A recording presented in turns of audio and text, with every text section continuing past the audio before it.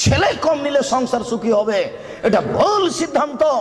মানুষের টাকা বেশি হতে হতে হতে হতে এত বেশি হবে যে ফকির থাকবে না, এ কথা আল্লাহর নবী বলেছেন। কেউ নিবে না টাকা। লালবাগে 20 বছর পূর্বে যত টাকা ছিল আজকে তার চেয়ে কম না বেশি? 20 বছর পরে আরো কত টাকা বেশি হবে কেউ জানে না।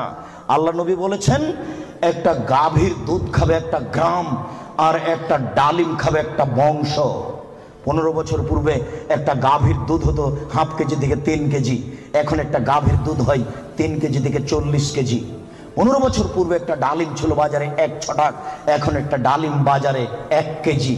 15 বছরের মধ্যে যদি 3 কেজি থেকে 40 কেজি হতে পারে, 50 বছর পরে একটা গাভী কত দুধ দিবে এ কথা মানুষ জানে না। আপনাকে আমি কি দিয়ে বুঝাই?